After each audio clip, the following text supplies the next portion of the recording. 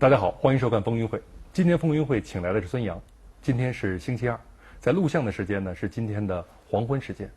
世锦赛的比赛呢是在周日结束的，到现在为止时间还不到48小时，孙杨已经回到北京。在来到我们演播室之前，孙杨的状态是很累，需要睡觉，需要休息。今天在喀山凯旋而归，我们可以看到孙杨给我们带来的是奖杯，带来的是奖牌，当然今天带来的那块是成色很好的金牌。先展示一下吧，让我们来看看。是哪个项目的金牌？没有，他这一次没有课项目，是吧？没有课项目，对，没有课项目。我觉得无论他长成什么样子，对于我这一年都是最好的一个回报。对，有人说这个身体的器官如果意识到它存在，它可能就有点小的问题了。我们看到报道当中，也看到我们的镜头指向你的时候，心脏在最后一项比赛里出了问题，对，所以我们才选择了退赛。是在什么时刻觉得这个心脏无法支撑你的那颗真正的那个梦想和雄心了？这个心脏有问题了？什么时候？其实因为第一次，因为这次比赛是第一次，就是一口气报了4个项目吧，然后在往常是没有，就是第一天400比完，会第二天再去连续比200。因为400比完以后，他就是可能大家觉得会赢得很轻松，但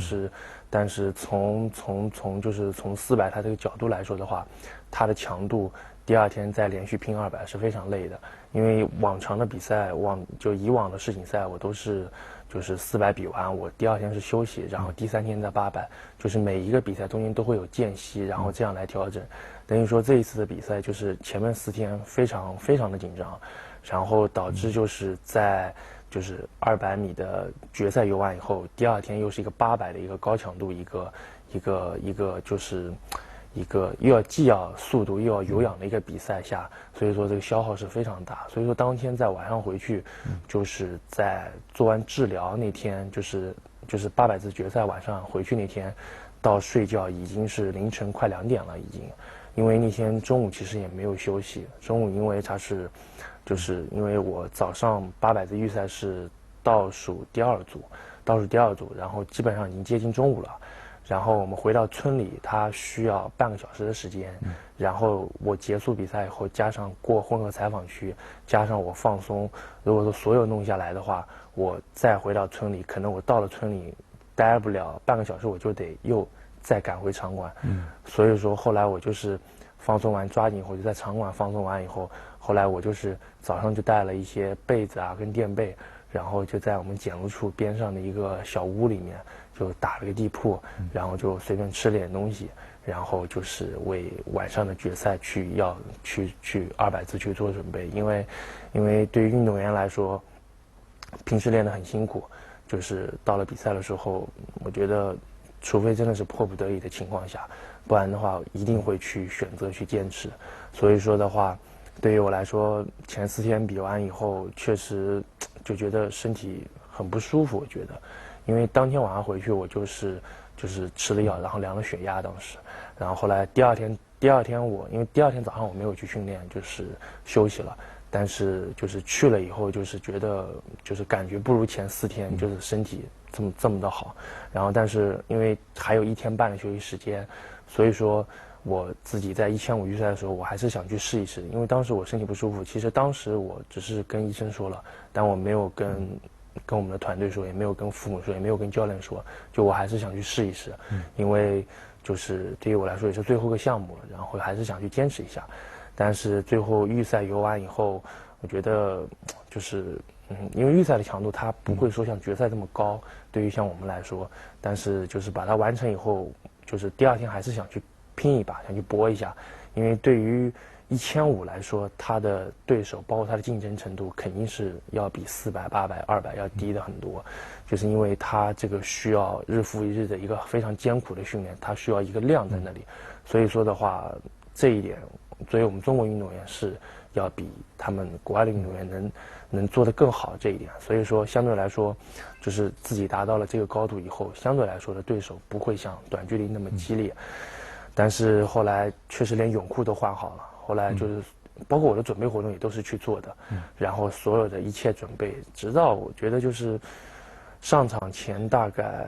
我觉得就是去检录前大概半个小时吧，我觉得斗争了很久，真的斗争了很久。斗争什么？因为你也在评估吧，就不参赛会怎么样，参赛会怎么样？其实自己也很矛盾，就是当然这么多人关心我，这么多人电视看着我半夜里，然后我非常是希望用一个好的状态，去给大家来展示这场比赛，给大家展示一场精彩的比赛。所以说，当我做这个决定的时候，其实领导也包括我的教练，他们也很难过，就是因为其实我自己在休息室哭了挺久的。当然是在比赛前哭了很久是吗？对，是因为其实因为休息室里没有镜头，给不到，因为我没有去到，因为我后来就一直在休息室里休息坐着，然后又没有到热身池里去，因为确实外面因为人一直在发冷嘛，然后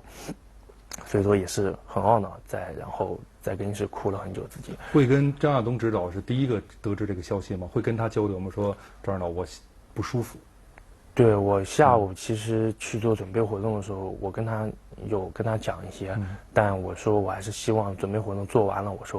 我说再决定我的身体情况。我说看，其实大家都非常希望我能游，但是后来也是真的是出于领导也是保护我的原因，因为不希望就是一个运动员他去把一个病情本该可以去保护好、去治好的去加重，所以说我后来也是说实话心里很难过。我是坐在更衣室里看完那个1500决赛的，所以的话我觉得只要说我有一个好的身体，以我目前的训练包括能力，因为大家也看到，其实这一次的800字是我这2年就是自从巴塞罗那是最好的成绩了。所以说以我现在的能力，我觉得包括那话就是说是很有希望继续去拿金牌拿奖牌。所以说很惋惜很可惜，但是对于我来说，我觉得能有个好的身体，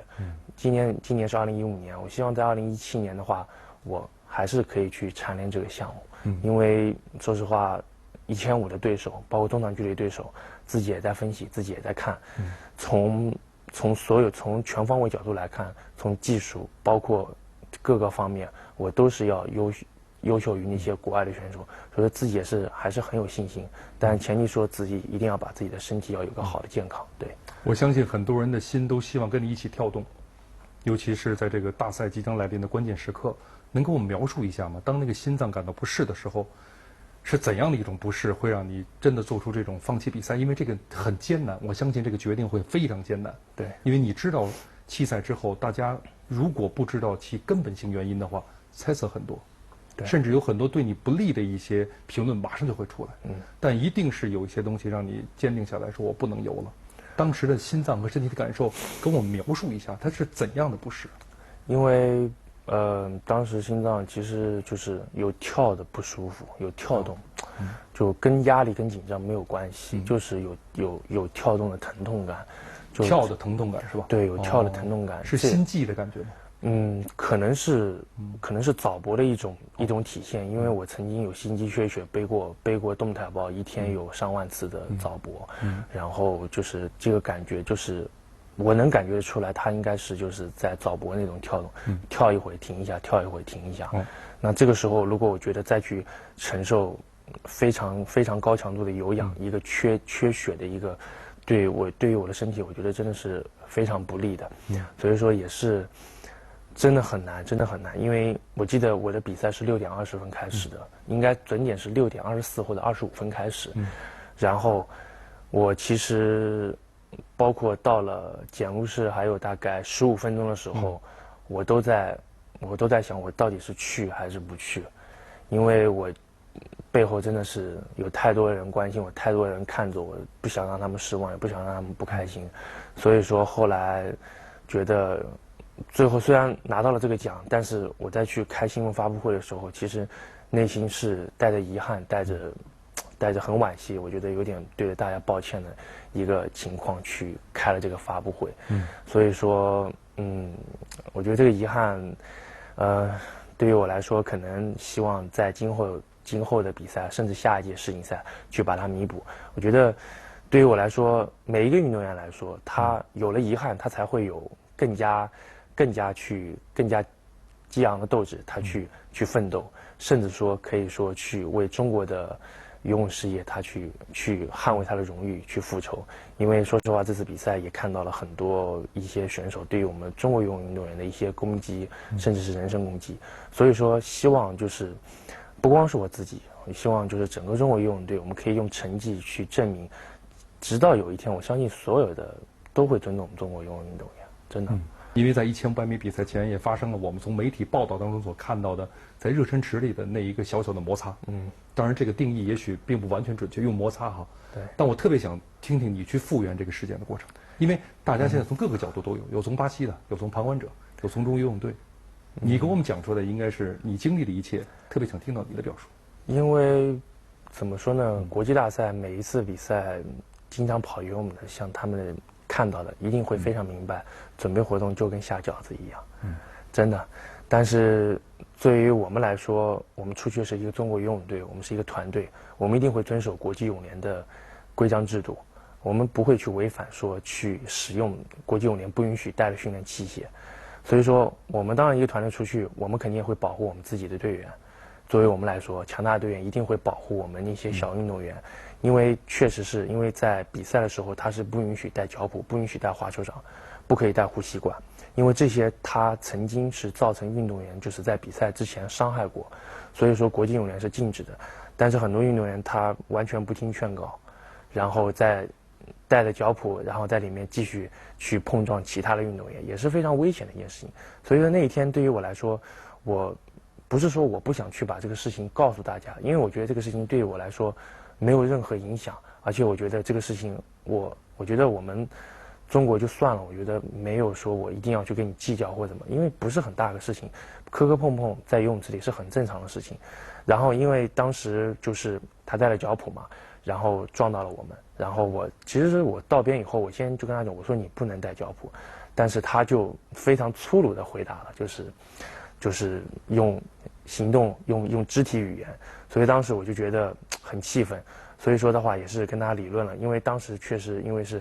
他们先带脚蹼踹了我们，所以说我们可能会发生一些口角，发生一些摩擦，跟他们那个新闻官说出来的完全是两个概念，因为当时我没有说话，而且当时是我们找的国际泳联投诉了他们巴西的教练和运动员，所以说但这个事情已经过去了，我觉得对于我来说，对于今后道路它不会有任何影响，但是希望大家就是能看到这个事情最本质的一面，而不是去道听途说，去有各方面去猜测。我觉得就是因为游泳运动员他这个热身，说实话磕碰真的很正常。我这次去比赛的时候，在前几天热身，我的手被无数的老外带着掌打过。真的，所以说就是说，因为大家可能没有只看到游泳比赛的时候是一个人一道非常快速的前进，但是没有看到过准备活动的时候那一道30个人、40个人是什么样子。那后来中国游泳队道歉是我们的姿态的问题吗？对，我觉得我们中国游泳，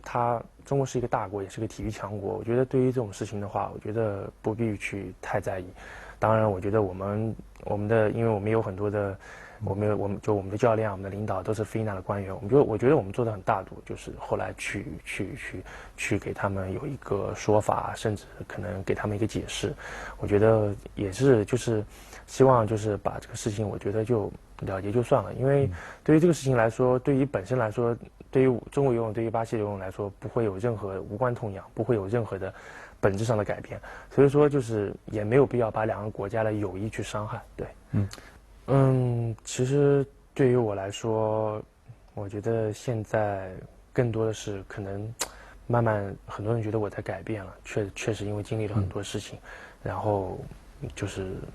因为我也跟我周边的队友讲，因为我周边队友这次在喀山比赛的时候，有几个队员问了我，就是说他说就是对于我就是我处在这样的高度，然后很多人他不敢来接触我。会是怎么样看待这个问题？我觉得我当然今天不是对着镜头说，我觉得所有人各式各样的人都可以来接触我，我非常乐意跟大家去沟通去交流，因为我不是一个非常自闭的人，我希望跟大家去沟通去交流，也是希望大家我是一个奥运冠军没有错，但是我也是一个普通人。我在2012年之后采访，我应该就对张斌老师说过，我说我是人，我也要生活，跟所有人都一样。对于我现在来说，经历了这么多，对于我的荣誉，现在来说，只是希望我的努力继续去扩大，继续为中国游泳扩大。但是我所希望的是，就是大家看到我其实真的就是很普通的一个冠军。男子自由泳的自信心是特别强的，对，因为在亚运会的时候，我们说全拿，其实此前的目标是全拿，这一次其实势头也非常好，因为我们看到有人能分解你一部分压力了。对，我们看到宁泽涛的这个金牌，当然未来我们会采访宁泽涛。对，当然宁泽涛的出现的时候，对你来讲有缓解压力的作用吗？还是有一种压力从背后袭来？我觉得这个问题是这样子去看待，因为对于我来说，他的出现。无疑是对整个中国游泳队，甚至都是能把我肩上压力去分走一部分，因为不会所有人都盯着你了。就是我觉得这样我会更加轻松。确实是因为他的这一份成就，确实是对于亚洲游泳会来说，确实是一个非常了不起的一个成绩。当然，我觉得我们现在，我相信宁泽涛，包括我们任何人都没有把握说自由泳全包揽。只是说我们现在作为男子在自由泳，我们有一席之位。我觉得，因为对于他来说，或者我们都有软肋，都有弱点，需要去改进的东西很多。世锦赛对于我们两个来说，只是我觉得一个中国游泳男队全新开端的开始。走下领奖台，明年的里约才是真正的大考，因为只有在那里才会见出中国游泳是否进步了，是否强大了。那个才是最重要的。所以说，对于我们现在来说，一定要放平心态。因为对于我跟宁泽涛来说，我们需要的不仅仅是肩负自己个人项目，还有是集体项目。因为确实我们的集体项目在世界上的竞争力还是差一把火，没有达到就是可以跟顶级、跟美国、跟澳大利亚他去抗衡的这个。所以说，我们需要做的就是不光是我跟宁泽涛，也希望后面男队有更多的人。去来站出来，去成长起来，再接力。其实这一次我觉得很惋惜。这一次的4乘2，我觉得非常的惋惜。很可惜，我们在巴塞罗那的成绩放到今年的喀山就是冠军，而且可以赢第2名，赢接近2秒。很可惜，真的很可惜。有一直用镜头在追随着你，无论是在国内训练、冠军赛，还是在澳大利亚训练，那个片子播出的时候，就是勇者孙杨，当然是游泳的泳。我们也希望他未来是勇敢的勇啊。你看完片子之后，听说你一人在屋里嚎啕大哭。我觉得坤姐做的片子比较感人，我觉得，因为此处比较有感触吧。因为每一个阶段，从恢复到慢慢越来变好，就是让我自己还是会有感慨。就是这几年走过来，也是让我自己看到了，就是。跟小时候想的不一样的东西。小时候觉得，我只要在水里游泳就好了，不会有那么多事情。但是慢慢长大以后，发现确实很多事情跟自己的想的，它是会有误差，会不如意。但是你需要做的就是去适应它，去努力去站起来，去重新去克服，然后去做到最高峰，做强者。其实这个过程，我觉得内心一定有东西支撑才能走过来。什么支撑你？是觉得我一定要再游好了。有了金牌，很多问题就解决了。是这样吗？可能如果放到2年前，我会这么想，但是放到现在，我不会这么想。我所需要做的就是，我不想对不起支持我的人、我的团队、我的父母，然后我需要做的就是，我证明我自己。这个世锦赛的金牌，很多人很迫切的从金牌当中读出你的进步。这个进步不仅是成绩，不仅是奖牌的成色，很多人特别期待着这个能证明你的成熟。因为太多人期待的孙杨是一个成熟的孙杨，有人也做了这样的表达，真的比以前成熟了吗？如果说成熟了，成熟在哪儿？你认为是跟以往不一样了？我觉得从现在来说，当然我都抛开个人、抛开集体不说的话，我觉得我在对待事物上，包括对待人物上，其实过去的2年甚至3年，我非常害怕媒体。真的，我看到他们我就想躲，不是不愿意跟他们沟通，不是不愿意交流，我害怕，我内心害怕。怕什么？我一害怕到见到他们，我稍有做的不好，或者我稍微讲出一个字，我又要被被瞄准了，所以说心里很害怕，所以说就想躲。但是经过这2年以后，慢慢的我觉得还是需要跟大家去打开自己一定的内心，去诉说一些东西。我觉得这个1年的备战其实不容易，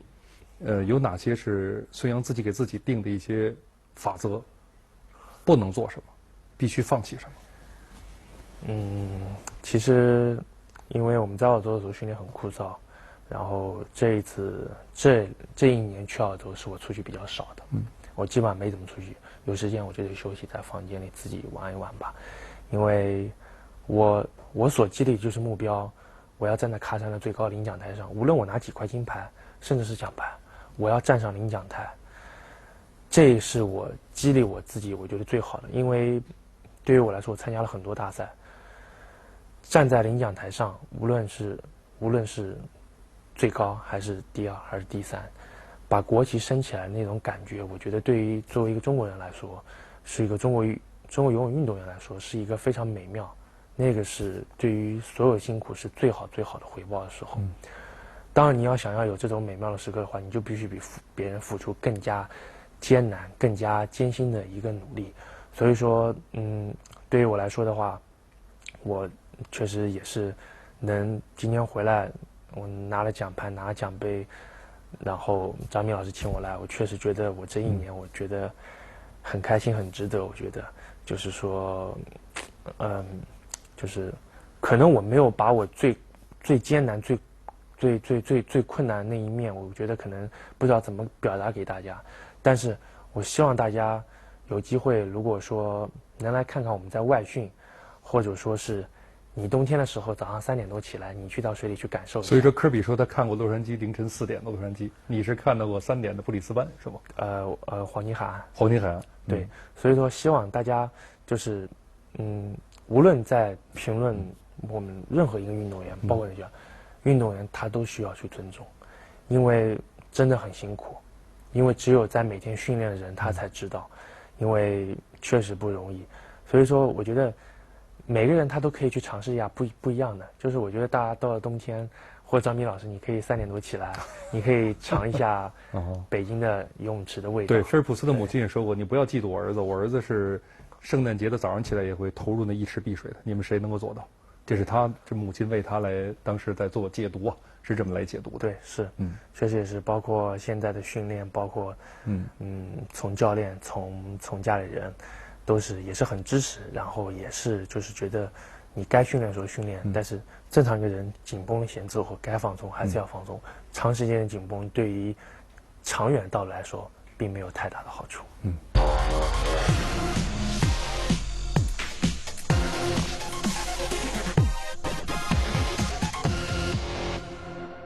比赛开始啊。